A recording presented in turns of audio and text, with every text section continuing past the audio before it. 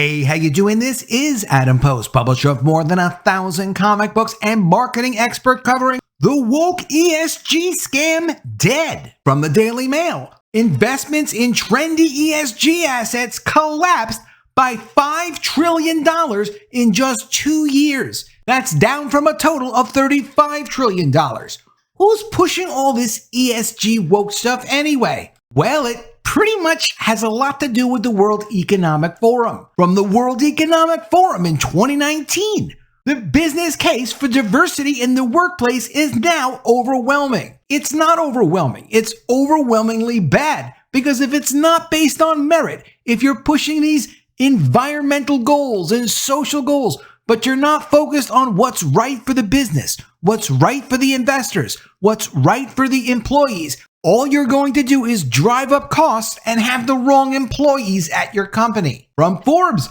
the business case for diversity, equity, and inclusion. We haven't done a video based just on this yet. I have to do more work on this, but I will cover this article and refute the points that they lay out when they're trying to illustrate why the business case is supposedly so clear for diversity, equity, and inclusion at your company. We hear a lot about the WEF, the World Economic Forum, but we don't talk about who actually funds the World Economic Forum. The WEF is funded by 1,000 member companies, typically global companies, with more than $5 billion in revenue. And what are the goals of the World Economic Forum? The World Economic Forum is the international organization committed to improving the state of the world through public-private cooperation in the spirit of global citizenship, engaging with businesses, political, academic, and other leaders of society to shape global, regional, and industry agendas. So they basically openly tell you that corporations are cooperating with governments to shape, change, and manipulate global, regional, and industry agendas. I find it hard to trust these guys. From the Daily Mail, global investments in trendy sustainability assets shrank by nearly $5 trillion over 2 years, researchers say, as U.S. and other financiers soured on investments seen as risky and opaque. In its biannual assessment, the Global Sustainable Investment Alliance said on Wednesday that investors had $30.3 trillion in sustainable assets in 2022, down from $35.3 trillion in 2020. In the U.S., where Republicans have railed against ESG funds which push for environmental, social, and governance benefits, such assets plunged from more than $17 trillion to just $8.4 trillion over the same period, down almost $9 trillion. The drop in part reflected changes in how ESG assets were measured and classified. Will Hild, executive director of Consumers Research, a nonprofit, called the drop-off startling. It's almost 50% down. Quote, the market for ESG bonds decreased significantly in the past 2 years as state leaders from across the country have fought back against the injection of woke politics into the bond market. ESG refers to a set of standards for a firm's behavior that guide investors on where to put their money. For example, by funding wind farms to combat climate change, while pulling out of harmful oil and tobacco giants. The strategy gets more controversial when it guides funding to firms promoting diversity, equity, and inclusion schemes, which irk conservatives who say they help women and minorities by sidelining white men. They say a lot more than that. Of course, the fundamental problem with DEI is that it's racist, it's discriminatory, it doesn't judge people based on merit, so people are treated unfairly. All of the companies that you go to work for are less effective and less efficient because they aren't hiring people based on merit, giving promotions to people based on merit. They create a divisive atmosphere in the company. No one is judged fairly based on the quality of their work. And all of that combined raises costs for the customers of that company, and also could literally put those companies out of business by being inefficient and ineffective. Companies do not have unlimited amounts of money and unlimited amounts of profit. This has spawned a fractious debate about whether efforts to make society fairer and cut carbon emissions are in the strategic interest for investors by mitigating the risks of climate chaos and social disorder. Of course, the ESG policies are creating a lot more chaos and a ton more social disorder. The World Economic Forum seems to know exactly what they're doing, and they don't even hide what they're doing or who they are funded by to do this. ESG investing boomed in the pandemic when the lockdowns caused energy prices to fall and buoyed portfolios that shun fossil fuels. Those same strategies have floundered as lockdowns ended and economic activity resumed. Questions about the future of sustainable finance persist in the U.S. as lawmakers from more than a dozen states from Florida to Utah try to fight the incorporation of ESG principles into business and investing. In the rest of the world, ESG-related assets are still growing, according to GSIA, which reports on the market every 2 years. Sustainable investments rose more than 20% in Canada, Europe, Japan, Australia, and New Zealand between 2020 and 2022. But the breathless pace of the ESG boom that characterized the previous decade appears to be winding down and even reversing as ever more investors and fund managers sour on the asset class. The Standard & Poor's Global Clean Energy Index has plunged 30% this year. That's a collection of stocks that supposedly promote clean energy. They're down 30% this year as higher interest rates and supply chain bottlenecks hammer wind and solar stocks. The higher interest rates get, and of course interest rates are going up primarily because of government overspending and the attempt to destroy the natural energy supply of oil to countries like the United States. A recent Bloomberg survey showed that investors expect the downturn to continue into 2024, with the negative sentiment extending to Tesla and other electric car makers. Quote, sustainable bonds make for bad investments when they actually meet the radical left's definition of sustainable, and when they don't, Wall Street greenwashes them to justify the higher fees they charge for selling them, added Hild. It's a scam on investors either way. What is greenwashing?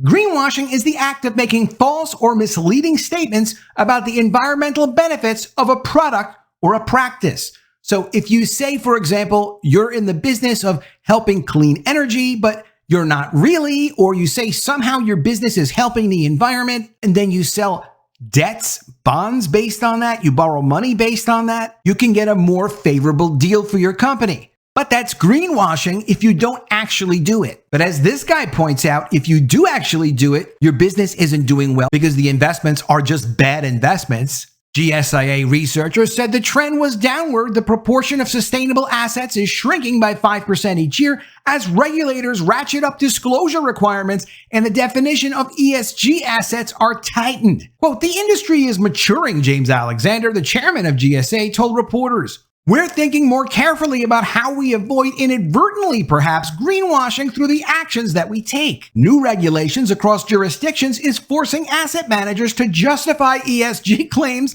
that previously went unchecked, researchers said in their report. Can you imagine they get these special advantages? These guys are scamming this up and greenwashing this and greenwashing that, making all kinds of claims, and no one's actually checking them? There's a need for clearer definitions and a more shared understanding around what makes a sustainable asset sustainable, said the 47-page report. Matthew Tuttle, CEO of Tuttle Capital Management, which manages non-woke funds, said the ESG sector was a covert vehicle for liberal politics and was ripe for a reckoning. Companies have a fiduciary duty to shareholders and should not be trying to do things that they can't get done at the ballot box. And Tuttle is absolutely right.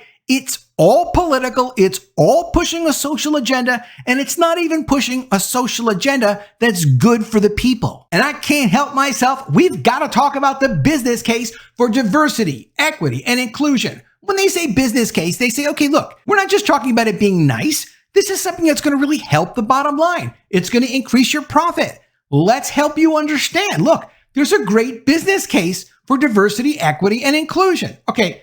This article came out in May of 2023. Back in April 2019, the World Economic Forum already let us know the business case for diversity in the workplace is now overwhelming. But 4 years later, they're still trying to sell it on people because it's not overwhelming. It's something that actually doesn't work. According to Forbes, diversity, equity, and inclusion have become critical components of business success.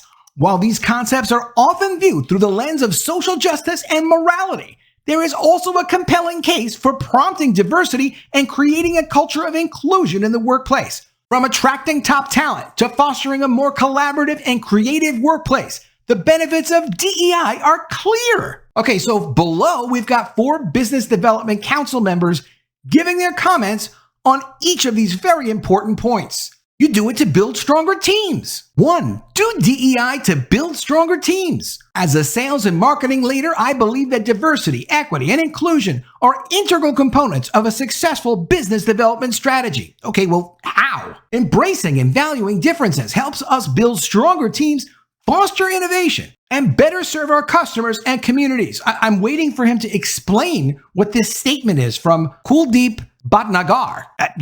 Kuldeep, I don't know what you're talking about. You're saying that you're going to build a stronger team just by hiring people based on their skin color or their gender or whether or not maybe they're bisexual. But how does that help you as a sales and marketing leader to develop a strategy? I just don't get those two things to come together. Maybe I'll get the next one. 2, to foster collaboration.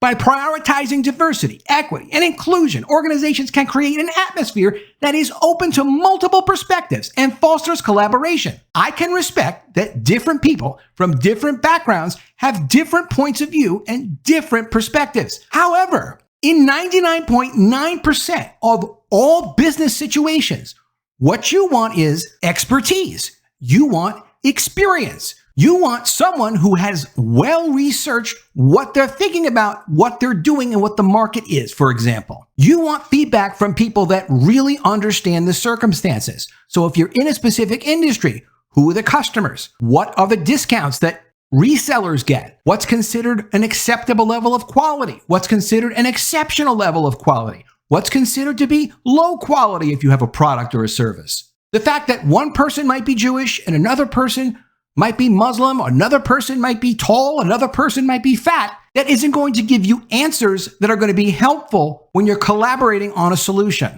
To leverage the best talents, instead of checking the box by appointing a figurehead of a new DEI division, true diversity means you're leveraging the best talents across age, ethnicity, race, culture, sexual orientation, and moreover, everyone's life experiences, unique expertise, and fresh perspectives. This is absurd again.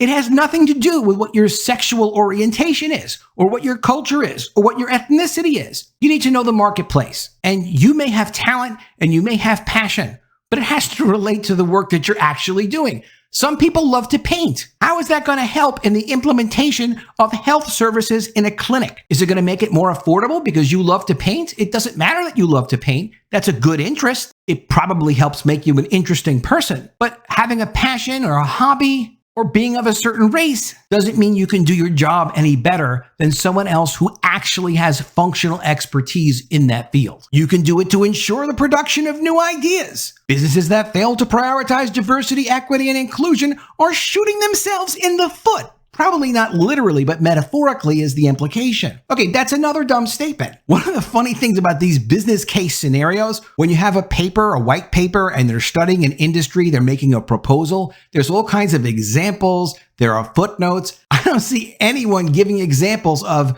because this guy came from this country who was this tall and had that sexual orientation, he was able to produce these number of new ideas based on that sexual orientation. Create a welcoming environment. Well, look, we all like to be welcomed in. We all like to be liked. We're not liked everywhere, and not everyone's going to like us. You're not supposed to be welcome everywhere. You're welcome where you fit in. And where should you fit in? Where you have expertise, you have passion, a lot of similarities with the people that you work with. Being completely different doesn't help. Make employees feel valued. Diversity can help you make employees feel valued. Diversity enhances problem solving due to a broader range of perspectives. Okay, that's also completely ridiculous. I'm not a good cook, but I do know people who are good cooks. I have a lot of different points of view. I'm not necessarily the same gender as everyone I know. I don't have the same sexual orientation as everyone I know. But that's not going to make me a good cook compared to the people that actually know what they're doing. Perform well and achieve success time and time again. Data shows that diverse teams perform better than non-diverse teams. I've actually seen the data, and I see all kinds of articles. Here's an article from Essence. Black women in white workplaces are more likely to be considered low performers.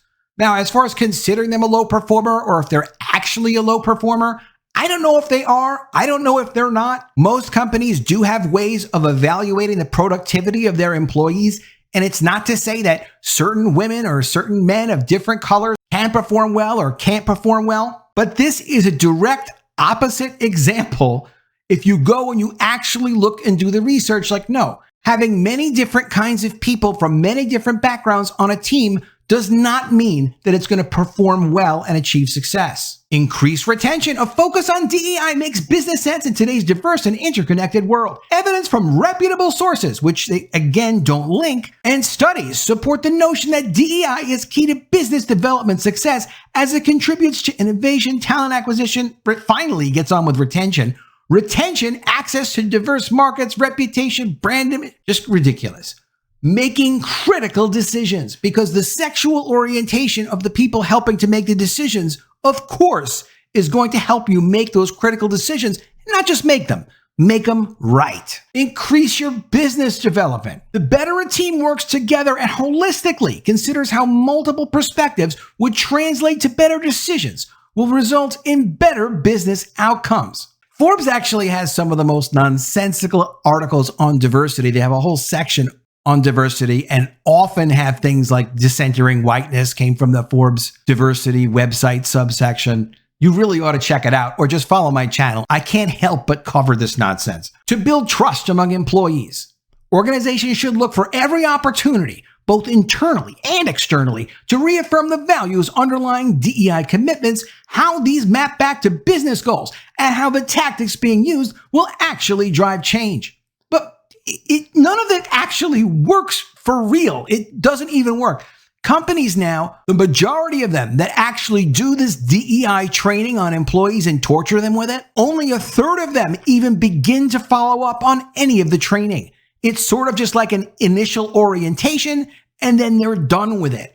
DEI can help you to avoid stymied progress, to only have a singular or even dominant perspective of any kind, whether race, gender, creed, or otherwise, means that your business outlook is missing an essential aspect. When you multiply that aspect across all areas of your company operation, including business development success, the missing aspect creates an unacceptable chasm of knowledge and understanding which limits productivity and progress. This stuff is really such poison to people working together at companies, to people not focusing on what the goal needs to be within their team. A business has a goal, but groups of people working in a business also have like their own specific goals. And to mix all of this in and say, well, okay, before we move forward on our business, let's make sure we ask this person with this sexual orientation to see what they think, rather than respecting the people that have done the work, have the expertise, have done the study, are prepared for the meeting, and focusing on what they have to say. It's a major mistake. I can't imagine how much this has actually cost the world economy and how much loss and human suffering it's caused to make business work so inefficiently this way, and to try to get people to believe that you should focus on these silly ideas and not the work and not merit. You can use DEI to engage with customers, to enhance productivity, and to attract top talent. How can I enhance my productivity through diversity? Let me read about this. I've learned through experience that prioritizing DEI is key to achieving success. A diverse team brings new and innovative ideas. I mean, they're all saying the same thing. It all is nonsense. And if any of it actually makes a point, the point is wrong. You can attract top talent not by hiring based on gender or sexual identity. You hire based on that person's willingness and ability and background to be appropriately suited to do the work. I am very proud that the United States is down almost $9 trillion in ESG asset investment over the last 2 years. This should be continued. It should be worldwide. ESG, DEI, it's all a waste of money. It's bad for the human population. It's a political scam, and I'm glad to see it die. Let me know what you think of all this in the comments below. Always love to see your ideas. Please be sure you are subscribed to the channel. Click the bell for notifications. Give me a thumbs up, and I'll see you again soon with another video. And if I don't see you, I will miss you.